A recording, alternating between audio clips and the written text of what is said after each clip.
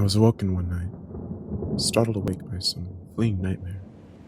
Through the fogginess of my brain trying to gain surroundings, I could hear the sound of heavy rainfall on the roof. The loud sound of thunder that seemed to be too close for comfort jarred me awake. My vision was dark. Reality set in. The power was out. It was pure, inky darkness. So dark, it could have been cut with a knife. I got up from my bed, peeled on a t-shirt and shorts, stumbled around in the darkness of my home. Feeling my way to my kitchen, I stubbed my toe on a wooden chair. God damn it, I growled, as I hopped around holding my big toe. I gently put my foot back down and maneuvered myself, limping slightly, to the drawer next to the stove. I opened it and pulled out a mag light. Clicking it on, I heard a strange noise coming from the living room. I turned around quickly and shined the light through the doorway. My black cat, Salem, was standing there, his golden eyes staring at me intently. He walked over to me and pawed at my pants leg, as if to say for me to follow him. "Eh? What is it, Salem?" I asked, bending down to stroke his silky black fur. He jumped up and nudged my face, meowing at me, and started walking to the living room. And I followed him and shined my light around the living room. As my light flashed along the wall with the fireplace, a shadow moved. Salem hissed and crawled up my body to perch himself on my shoulder, a low growl coming from his throat. I reached into my end table next to the couch, quietly pulled out my .44 Magnum with hollow points. I checked to make sure it was loaded. It was. I was a military brat, raised around older male siblings. My father and uncles who had all been in every special forces branch, in every branch of the military. My dad had been a Force Recon Marine sniper during Vietnam. His twin brother was a Navy SEAL. You get where I'm going with this. So I was raised tough, and to never give up. I held the gun and flashlight together and scanned the living room, stepping from heel to toe. As my light flashed into my hallway, I saw the shadow move again. Salem hissed and growled at it, whatever it was, sticking to the shadows, not wanting to be revealed. I had followed the shadow as best I could with my flashlight. From the living room to the hallway, the light illuminated the small hallway. I stood there, its back turned to me, Salem's claws digging into my shoulder, as he reared up, yowling and hissing and spitting like one of those pictures of the black Halloween cats, and he had drawn blood. I could feel it running down my shoulder to my cleavage, my breasts. It was warm and sticky. Salem jumped from my shoulder to the floor and streaked to the kitchen, this area he hunted the rats. The thing was no longer a shadow. It was now wearing a long black trench coat. A brownish fur lined the neck and sleeve edges. He was a tall African American with short hair. He was wearing black boots. His hand, though. It was his hand that made my blood run cold. His left hand had a leather black glove covering it. His right hand, though. Right hand, my God. A bloody hook there in place of his hand. It was dripping blood onto my hardwood floor. I stood frozen, unable to move. My childhood fear had come true.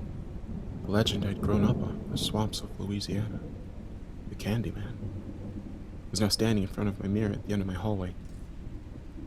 He had grown up on his tail. The African-American free slave, who had unfortunately, at that time, fallen in love with a white woman.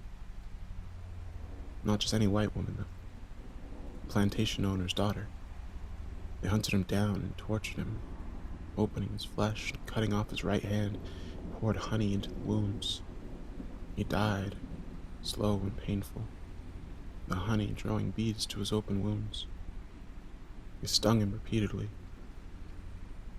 When he died, a legend arose. If you said his name in front of a mirror 5 times, he would come to you and tear your flesh from your bones with his hook. He was the thing made from nightmares, something that would make you wake up screaming, sitting straight up in your bed sheets soaked, and you not knowing if it was from sweat or piss. They even made 3 movies of him. After leaving childhood and embracing my teenage years, I'd come to believe that his legend was just that, a legend. But there in the back of my mind was the fear of the Candyman, the fear, or at least the intelligence that kept me from being stupid or curious. I'd never said his name in the mirror, not even once. Yet here he was, standing in my hallway in front of my mirror, staring back at me intently with his brown eyes. I raised my gun towards him, cradling it, as I was taught with both hands, feet slightly apart, even though I knew it would be useless against him. It would at least slow him down enough for me to get away. "Why are you here?" I asked, my voice firm yet shaky. "You know why I'm here, Harley," he answered in his deep, frail voice. No, I don't. Never said your name in the mirror. I didn't do anything to make you come for me." My voice now having a hint of anger to it. Oh, you don't know. Surely you must know the rest of my story. Or should I say, your story. His laugh at the end, his words echoed through the hallway, and he turned around to face me.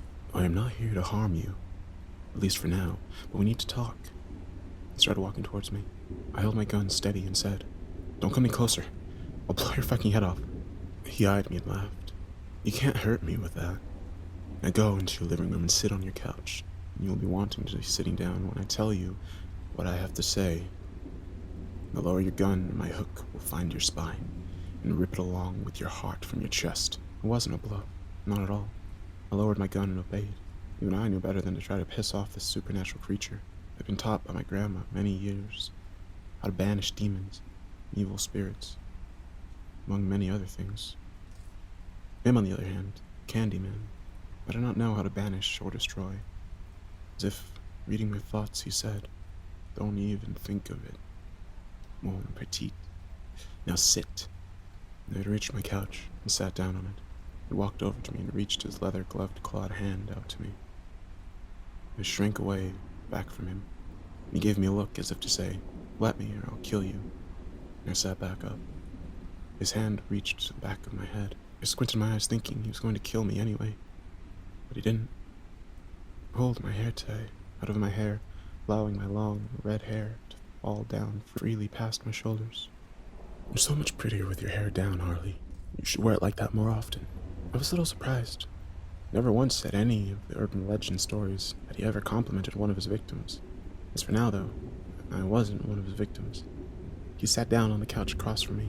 His eyes studied every inch of me. And just to give a little description of myself, I'm around 5'5", long, blood-red hair, slightly tanned skin covered with freckles. I weigh 145 pounds. Brown, almond-shaped eyes that speak of my Asian and Native American heritage. My ears are pierced 4 times each on each side. My breasts aren't too big, but they're not small either. My bra size is 32 double D. My waist is a 12, due to my hips and my ass being bigger than your normal white girls.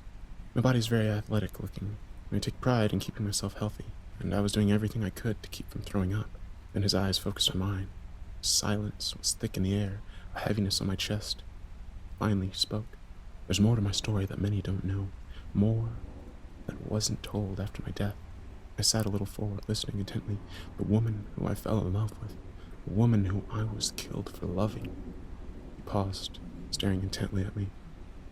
"Let me inform you on why I was able to return.